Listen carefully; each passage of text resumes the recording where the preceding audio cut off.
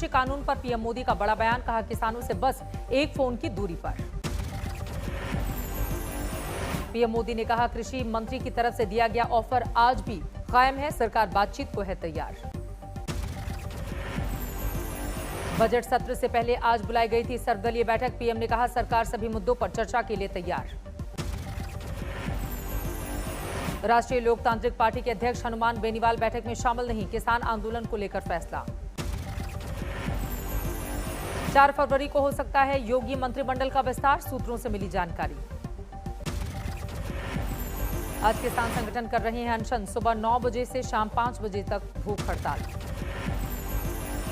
किसान संगठनों ने देश भर से मांगा है समर्थन, हर जिले में अनशन करने की अपील। पड़ोसी राज्यों से गाजीपुर बॉर्डर पर आंदोलनकारियों की आवाजाही तेज। गाजीपुर बॉर्डर पर पहुंचे दिल्ली प्रदेश कांग्रेस अध्यक्ष अनिल चौधरी, मंच पर नहीं किसानों के साथ बैठे। गाजीपुर बॉर्डर पर फिर हुई आरएएफ और पीएसी की तैनाती, गाजियाबाद प्रशासन ने आंदोलनकारियों को दिया है बॉर्डर खाली करने का निर्देश। पटना में किसानों के समर्थन में सड़क पर उतरे महागठबंधन के नेता, बुद्ध स्मृति पार्क के सामने मानव श्रृंखला बनाई गई। गया में आज आरजेडी कार्यकर्ताओं ने बनाई मानव श्रृंखला, किसानों के समर्थन में कुदाल लेकर प्रदर्शन। समस्तीपुर में ढोल नगाड़ों के साथ बनी मानव श्रृंखला, महागठबंधन के नेता शामिल। सिंघू बॉर्डर पर सुरक्षा के सख्त इंतजाम, कल हुई हिंसा के बाद बढ़ गई है चौकसी। टीकरी बॉर्डर पर भी बढ़ाई गई सुरक्षा, यहां भी इंटरनेट सर्विस की गई बंद। मेरठ से समाजवादी पार्टी के नेता अतुल प्रधान समर्थकों के साथ निकले गाजीपुर के लिए, किसानों को भेंट करेंगे गदा। वाराणसी में गांधी की पुण्यतिथि पर छाया किसान आंदोलन का रंग, कांग्रेसी कार्यकर्ताओं ने पहनी भारतीय किसान यूनियन की टोपी। सिरसा में किसान मोर्चा ने निकाला मौन जुलूस, एक दिन का रखा उपवास। कर्नाटक के शिवमोगा में किसानों के समर्थन में उतरे कई संगठन, गांधी की मूर्ति के सामने अनशन। शहीदी पार्क में दिल्ली पुलिस वेलफेयर महासंघ का प्रदर्शन, जवानों पर हो रहे हमलों का विरोध। किसान आंदोलन को फिर से तेज पकड़ने के चलते हरियाणा के 17 जिलों में इंटरनेट बंद, आज दिन भर जारी रहेगी पाबंदी। किसान नेताओं ने की इंटरनेट बहाली की मांग, पाबंदी को बताया आंदोलन तोड़ने की साजिश। गाजीपुर बॉर्डर और आसपास के इलाकों में भी इंटरनेट बंद, तनाव को देखते हुए लिया गया है फैसला। शुक्रवार को हुई झड़प के मामले में पुलिस ने 44 आरोपियों को पकड़ा, एसएचओ पर हमला करने वाला भी गिरफ्तार। दिल्ली में एनएसयूआई के छात्रों ने किसानों के समर्थन में निकाला तिरंगा मार्च, आंदोलन को बदनाम करने की साजिश का लगाया आरोप। बठिंडा में किसान आंदोलन के पक्ष में महापंचायत, हर घर से एक आंदोलनकारी दिल्ली भेजने का फरमान। बठिंडा की महापंचायत के फरमान पर विवाद, आंदोलनकारी नहीं भेजने पर दी जुर्माने की चेतावनी। किसान आंदोलन पर बदले पंजाब के सीएम अमरिंदर के सुर, कहा 26 जनवरी की हिंसा से छवि बिगड़ी। संगरूर से किसान आंदोलन के लिए दिल्ली चले नौजवान, पैदल तय करेंगे 250 किलोमीटर का सफर। 26 जनवरी की हिंसा के मामले में अब तक कोई गिरफ्तार नहीं, सूत्रों का दावा पंजाब हरियाणा से आए थे ज्यादातर हुड़दंगी। दिल्ली में इजरायल दूतावास के बाहर धमाके को लेकर जैश उल हिंद नाम के संगठन का दावा, हमले की ली जिम्मेदारी, जांच कर रही हैं एजेंसियां। आज सुबह दूतावास के बाहर पहुंची थी स्पेशल सेल की टीम, मौके से सबूतों की तलाश। घटनास्थल से मिले सॉफ्ट ड्रिंक की केन के कुछ टुकड़े, इसी के जरिए विस्फोटक तैयार करने की आशंका। बम प्रेशर से फटा, इसीलिए सड़क के दूसरी तरफ के कार के शीशे टूटे, बम के ऊपर इजरायल एम्बेसडर लिखा हुआ था। जिंदल हाउस के ठीक सामने हुआ था धमाका, ठीक सामने का नहीं था सीसीटीवी, पास का सीसीटीवी नहीं कर रहा था काम। दिल्ली में इजरायल दूतावास के बाहर हुए हमले को लेकर जांच तेज, इजरायल से आने वाले हैं जांच अधिकारी। सूत्रों के हवाले से मिली जानकारी, इजरायल की जांच मोसाद पूरे मामले पर रख रही है निगरानी। दूतावास के बाहर हुए हमले को लेकर इजरायल गंभीर घोषित कर चुका है इसे आतंकी घटना। भारतीय एजेंसियों को मदद करेंगे इजरायल की एजेंसी, इस मामले में पहले से चल रही है तफ्तीश। बम में अमोनियम नाइट्रेट के इस्तेमाल की आशंका, आमतौर पर पटाखे में होता है इसका इस्तेमाल। दिल्ली में इजरायल दूतावास के बाहर हुए धमाके में बड़ी खबर सामने आ रहा है, ईरान का कनेक्शन। दूतावास के बाहर मिली चिट्ठी से खुलासा, हमले को बताया गया ट्रेलर। चिट्ठी में ईरान के जनरल काजिम सुलेमानी का जिक्र, ईरान के टॉप न्यूक्लियर साइंटिस्ट मोहसिन फकीरजादेह का भी नाम। 3 जनवरी 2020 को बगदाद एयरपोर्ट के पास ड्रोन हमले में हुई थी सुलेमानी की मौत, चिट्ठी में बदला लेने की बात। हत्या में सैटेलाइट नियंत्रित स्मार्ट सिस्टम मशीन गन का हुआ था इस्तेमाल, इस एंगल से भी जांच कर रही हैं एजेंसियां। ईरान कनेक्शन आने के बाद दिल्ली पुलिस अलर्ट, राजधानी में बसे सभी ईरानियों का जमा किया जा रहा है ब्यौरा। दिल्ली के सभी होटलों से किया जा रहा है संपर्क, रुकने वाले सभी ईरानियों की जमा की जा रही है जानकारी। सूत्रों के मुताबिक इजरायल एम्बेसी मामले में आईडी घर में बना भी हो सकता है। सूत्रों से मिली जानकारी, इजरायल दूतावास के नजदीक पिछले 36 घंटे के फोन कॉल डिटेल को भी खंगाला जा रहा है। एनआईए की 6 से 7 अधिकारियों की टीम सुबह आई थी मौके पर, एनएसजी की एनबीडीसी की टीम भी कर सकती है स्पॉट का दौरा। दूतावास के बाहर शाम के करीब 5:05 पर धमाका, महज 2 किलोमीटर की दूरी पर चल रहा था बीटिंग रिट्रीट समारोह। दूतावास से 150 मीटर की दूरी फुटपाथ और झाड़ियों के बीच हुआ धमाका, आईडी के जरिए विस्फोट का शक। आईडी को मिट्टी में लकड़ी के नीचे दबाकर रखने की जानकारी, फुटपाथ पर रखे जाने की जांच।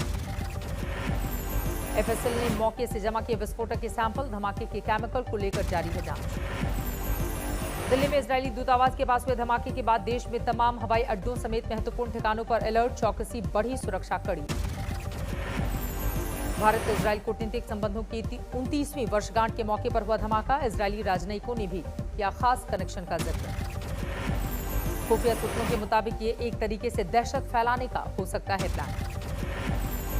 इजरायल ने जताया है आतंकी हमले का शक, इजरायली पीएम नेतन्याहू ने भारत पर जताया अपने नागरिकों की सुरक्षा का भरोसा।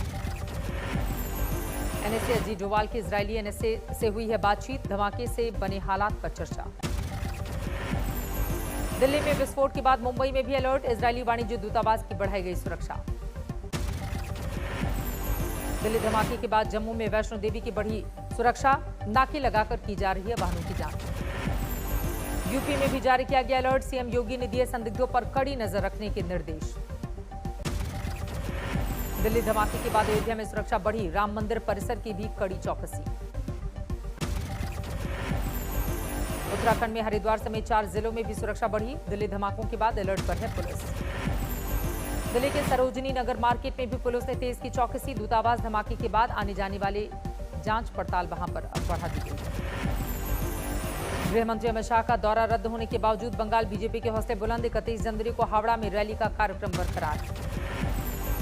ममता सरकार के पूर्व मंत्री राजीव बनर्जी ने आज दिल्ली आने का लिया फैसला, बीजेपी के बड़े नेताओं से मुलाकात का कार्यक्रम। विधायक वैशाली डालमिया और पूर्व हावड़ा नगर निगम के मेयर डॉक्टर रतिन चक्रवर्ती भी आ रहे हैं दिल्ली, बीजेपी में हो सकते हैं शामिल। शुभेंदु अधिकारी ने ममता के भतीजे अभिषेक बनर्जी को भेजा कानूनी नोटिस, चुनावी रैली में गलत बयानी का आरोप लगाया। बंगाल बीजेपी अध्यक्ष दिलीप घोष की ममता को चुनौती, कहा मई के बाद बंगाल में बहुत कुछ बदल जाएगा। आज है राष्ट्रपिता महात्मा गांधी की पुण्यतिथि, 30 जनवरी 1948 को उनकी हुई थी हत्या। राजघाट पर रामधुन का आयोजन, तमाम बड़े नेताओं ने दी श्रद्धांजलि। पीएम मोदी पहुंचे राजघाट, गांधी की समाधि पर चढ़ाए फूल। राष्ट्रपति रामनाथ कोविंद भी आए राजघाट पर, किया ट्वीट, अहिंसा, सादगी और सच्चाई के मार्ग का हम करें अनुसरण। राहुल गांधी ने महात्मा गांधी की लाइन को किया ट्वीट, सत्य लोगों के समर्थन के बिना भी खड़ा रहता है, वह आत्मनिर्भर है। मुरादाबाद में कोहरे की वजह से दर्दनाक हादसा, 10 यात्रियों की मौत, 25 से ज्यादा घायल। एक बस की 2 डीसीएम और ट्रक से टक्कर, मौके पर मची चीख पुकार। गाजियाबाद में कार सवार 3 लोगों ने की बुजुर्ग की हत्या, रिश्तेदार पर शक। मध्य प्रदेश के सतना में बदमाशों ने एटीएम में किया धमाका, ले गए नकद वाला बॉक्स।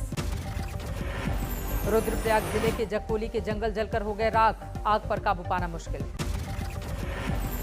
इंदौर नगर निगम के स्वच्छता अभियान का वीडियो वायरल, फुटपाथ पर सोए बुजुर्गों को शिप्रा नदी के पास छोड़ने की कोशिश।